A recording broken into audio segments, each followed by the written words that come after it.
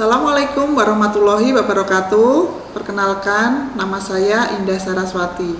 Saya dosen di Politeknik Ilmu Pelayaran Semarang, program studi Nautika. Saya mengampu mata kuliah kepedulian lingkungan dan pencegahan polusi bagi taruna program studi Nautika semester 2. Adapun latar belakang pendidikan saya lulus pendidikan Diploma 3 Nautika. Pendidikan tingkat strata 1 dengan program teknik otomotif, lulus strata 2 dari program studi magister perencanaan wilayah dan kota, serta lulus strata 3 program studi manajemen sumber daya perairan, fakultas perikanan dan ilmu kelautan. Saya juga merupakan lulusan dari sekolah pelayaran dengan lulusan kompetensi ahli nautika tingkat 1. Pada kesempatan kali ini, saya akan menjelaskan tentang mata kuliah yang saya ampu, yaitu mata kuliah kepedulian lingkungan dan pencegahan polusi.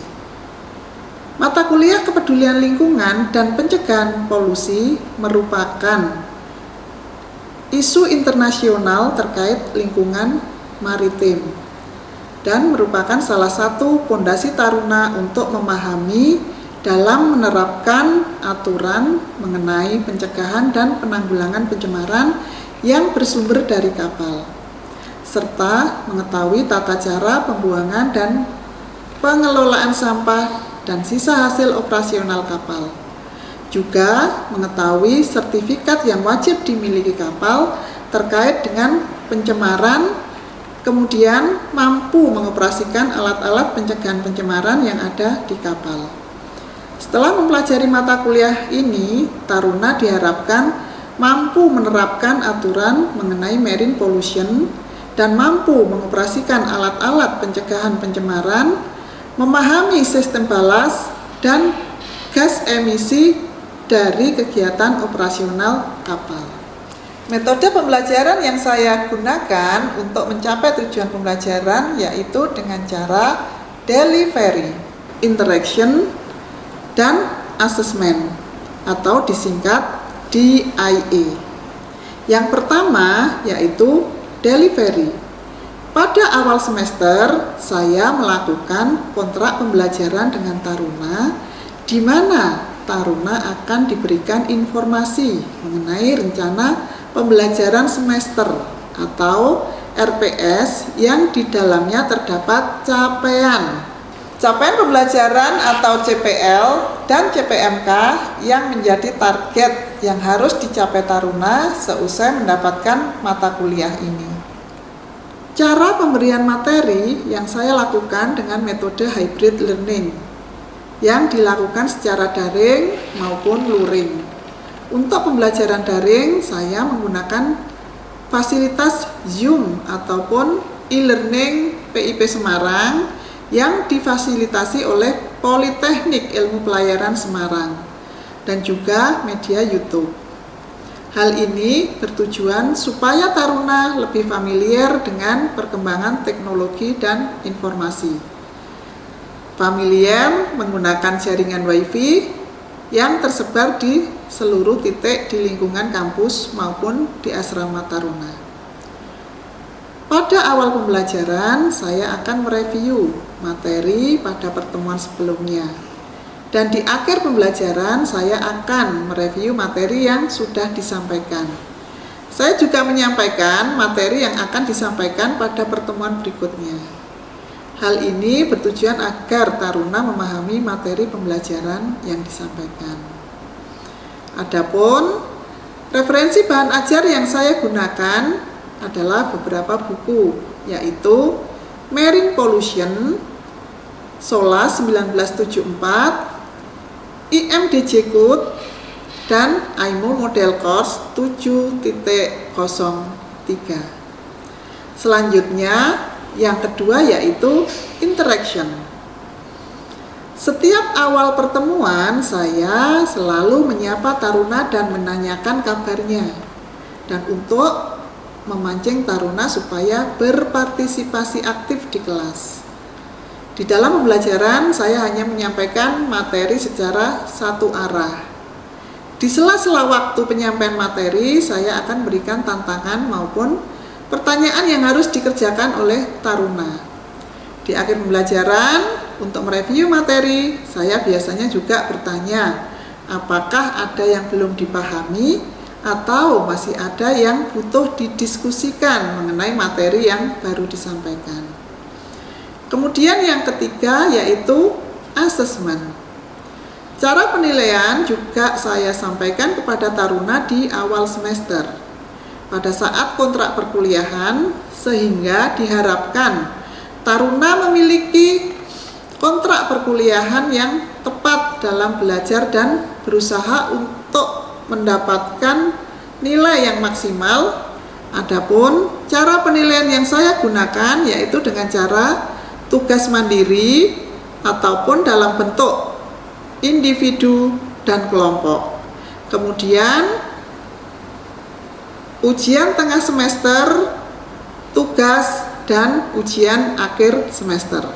Skema penilaian yang saya sampaikan kepada para taruna sebagai berikut. Yang pertama adalah kehadiran, yaitu sebesar 10%. Yang kedua, tugas 25%.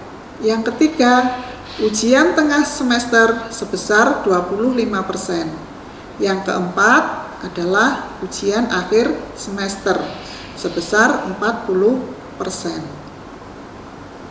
Berikut saya akan menunjukkan video pembelajaran yang sudah saya lakukan pada mata kuliah Kepedulian Lingkungan dan Pencegahan Polusi di kelas dan di laboratorium. Assalamualaikum warahmatullahi wabarakatuh. Waalaikumsalam warahmatullahi wabarakatuh. Selamat siang taruna-taruni semuanya. Selamat siang. Apakah kabar hari ini sehat? Sehat. Baik. Mas Ketua kelas.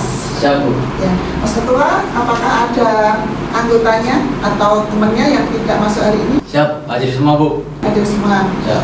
Terima kasih untuk kehadirannya. Baik, taruna-taruni semuanya, sebelum kita melaksanakan pembelajaran, marilah kita sama-sama berdoa menurut keyakinan masing-masing. Berdoa dimulai. Berdoa selesai. Selanjutnya, Ibu akan melaksanakan presensi. Silahkan untuk presensi ada di e-learning, masuk di PK kalian semua. Sudah Ibu buka. Sambil kita pembelajaran, silahkan untuk melakukan presensi. Ibu akan memulai pembelajaran dengan mereview pembelajaran yang kemarin mengenai sejarah daripada marine pollution. Apa yang menyebabkan ya atau membuat pemerintah internasional itu membuat gagasan mengenai aturan-aturan terkait dengan pencegahan pencemaran. Ya. Di pertemuan yang kemarin sudah kita bahas mengenai adanya kecelakaan kapal. Yang pertama adalah kapal Torrid Canyon, ya, kapal Torrid Canyon pada tahun 1967 membawa apa muatannya? Oil. Ya, muatannya adalah oil. Sehingga apa? Ketika kapal tersebut kandas, oilnya masuk di atau tumpah semua di laut. Nah, disitulah kemudian dibuat gagasan oleh International Maritime Organization mengenai marine pollution pada tahun 1970. Isinya apa daripada manual itu? Ada aneks 1 sampai dengan aneks 6. Aneks 1 mengenai apa? Oil. Oil. Oke Mas Jafar. Oil kemudian diberlakukan pada tahun Siap Bu, jadi Aneks 1 itu merupakan pencemaran oleh minyak yang diberlakukan pada tanggal 2 Oktober 1983. Aneks 1 mengenai pencegahan pencemaran dari oil atau minyak diberlakukan pada tanggal 2 Oktober 1983. Selanjutnya ada Aneks 2. Taruni. Coba Aneks 2. Mbak Ratri, mengenai apa Aneks 2? Jadi Aneks 2 itu tentang zat cair beracun yang diberlakukan pada tanggal 6 April 1987. Terima kasih. Jadi Aneks 2 mengenai zat cair beracun diberlakukan pada tanggal 6 April 1987. Selanjutnya Aneks 3 mengenai apa? Aneks 3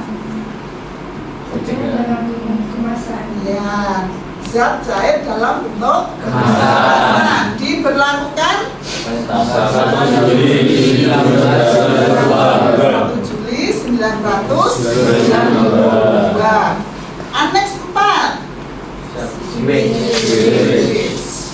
diberlakukan pada tanggal 20 Desember 2003. Aneks 5 Terbit diberlakukan pada tanggal 31 Desember 1988. Aneks 6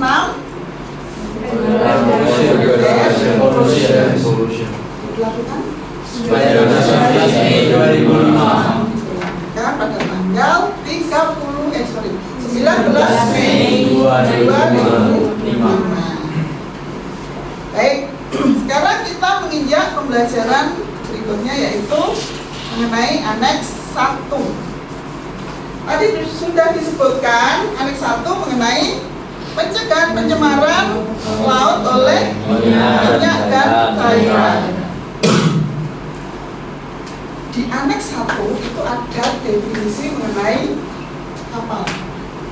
Kapal baru, ya, kapal baru. Kapal baru itu adalah kapal yang baru dibangun. Ya, kapal yang baru dibangun. Nah, pembangunannya itu setelah tahun 1975. Maka diberlakukanlah yang namanya Aneks 1. Dan peletakan lunasnya ya setelah 30 Juni 1976. Ini juga dianggap sebagai kapal baru. Kapal baru, ya, ada kapal baru, ada kapal perombakan, ya. Kapal perombakan itu kapal yang sudah ada kemudian dirombak atau direnovasi. Itu namanya kapal yang dirombak. Nah, di sini ada kapal yang bukan termasuk kapal baru, itu tadi ya, kapal yang dirombak dan lain sebagainya.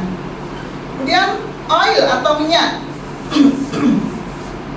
Oil atau minyak adalah minyak dalam berbagai bentuknya, termasuk minyak mentah, ya. Minyak mentah itu crude, ya, crude oil. Jadi nanti taruna-taruni mungkin kalau ada istilah crude oil adalah minyak mentah. Biasanya sering sharing nih, muatmu apa? Muat apa? CPO. Muat apa? Produk.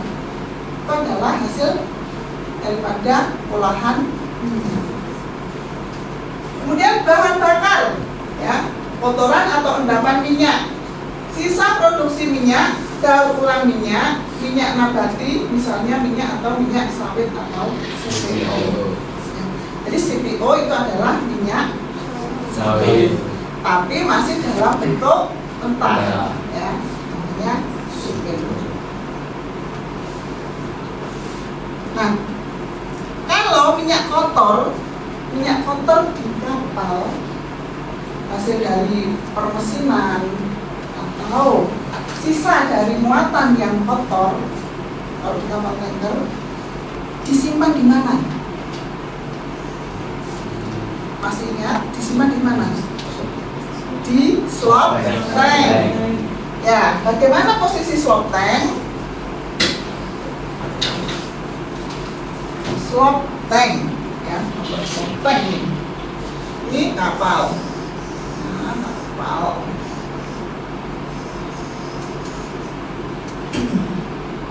Sini ada palka nih. Ya, ini ada palka. Untuk memuat, ya. Kemudian di sini ada namanya slop tank, ya. Slop tank ada di sini. Gunanya untuk menyimpan, ya, minyak kotor. Ya. Kalau ini gunanya untuk memuat, gunanya untuk memuat.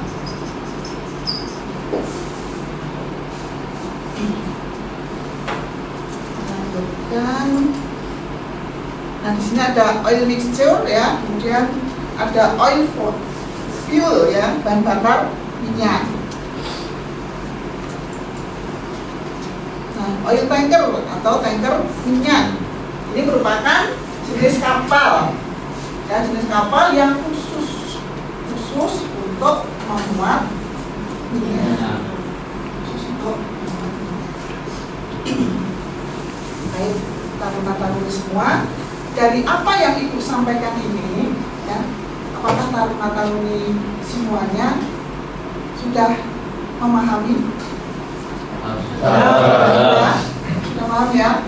Nah, untuk pertemuan berikutnya kita akan ke materi aneks 2. Mengenai apa tadi? Aneks 2? Pencemaran zat cair berbahaya. Ya, zat cair berbahaya. Diberlakukan 6 April 1987. 6 April 1987. Baik, demikian untuk pembelajaran di siang hari ini. Mudah-mudahan apa yang Ibu sampaikan, ya, bisa menjadikan taruna-taruni semuanya memahami terkait dengan aneks 1. Ya. Untuk selanjutnya kita akan menuju ke ruang praktek. Kemudian sebelum kita akhiri pembelajaran ini, ya, Ibu sampaikan ada tugas-tugas yang harus dikerjakan. Ya, ada tugas yang harus dikerjakan. Nanti untuk tugasnya Ibu share di e-learning. Ya. Demikian, terima kasih untuk pertemuan di siang hari ini. Ya, selamat siang semuanya. Wassalamualaikum warahmatullahi wabarakatuh. Waalaikumsalam warahmatullahi wabarakatuh.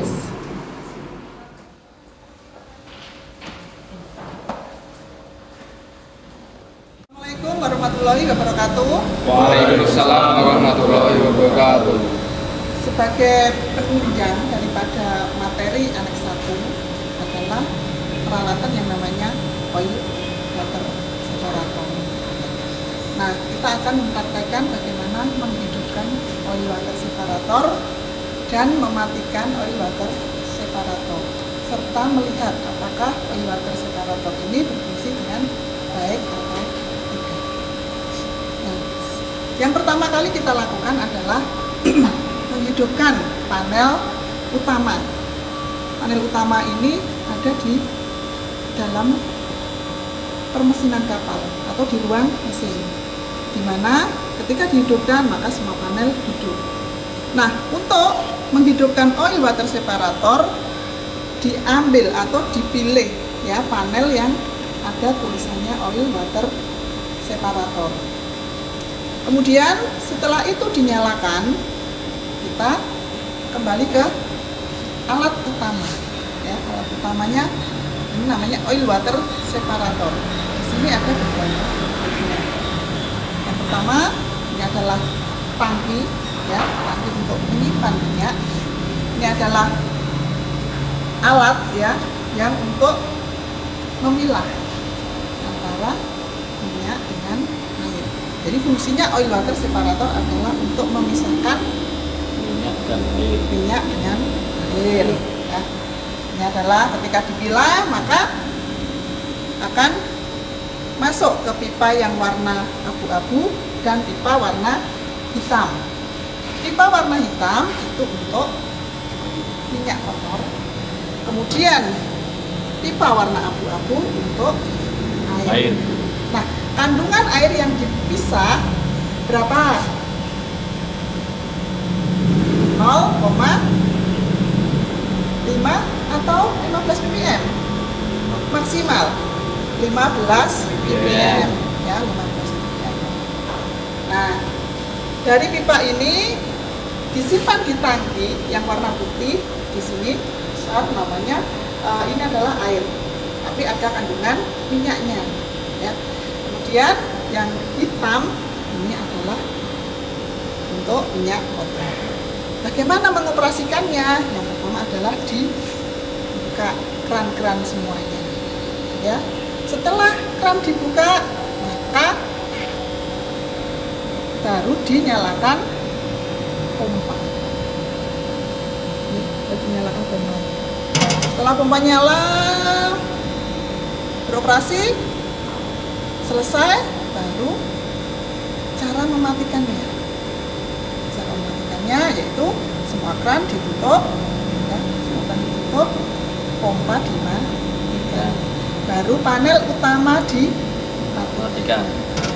Jelas sampai di sini? Sudah jelas. Jika sudah jelas, saya minta Taruna 3 orang untuk mempraktekkan.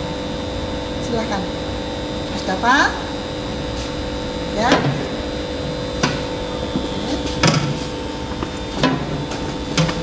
Mas Dava di mana?